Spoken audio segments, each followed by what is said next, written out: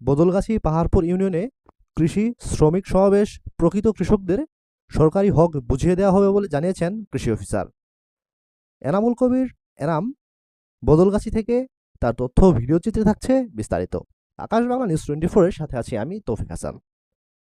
নওগাঁ জেলার বদলগাছি উপজেলার পাহাড়পুর ও মথুরাপুর ইউনিয়নের 150 জন কৃষকদের নিয়ে নওগাঁ জেলা শ্রমিক ইউনিয়ন ও উপজেলা জামাতের উদ্যোগে পাহাড়পুর আদিবাসী হাই স্কুলে গত 6 জানুয়ারি বিকাল 3টায় কৃষি সমাবেশ 2025 অনুষ্ঠিত হয়।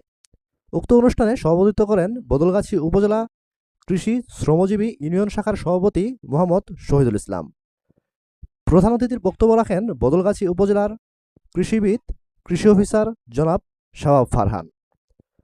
প্রধান অতিথি বলেন, প্রকৃত কৃষকদের হক সরকারি সুযোগ সুবিধা বুঝিয়ে দেওয়া হবে।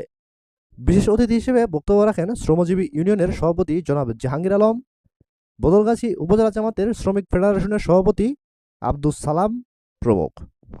বাংলাদেশে কিছুক্ষণ আগে শুনলেন, বাংলাদেশের 85% লোকই কৃষক, পণ্য উৎপাদন করে, আর 15% লোক এই 85 সহ সবাই উপভোগ করে, নাকি বলেন? আমরা যদি কৃষি দ্রব্য উৎপাদন না করি, এই শিল্পপতি হোক, এই মন্ত্রী হোক, প্রধানমন্ত্রী হোক, যত কিসিমের লোকই হোক, ওরা হারাই মরে যাবে, নাকি বলেন?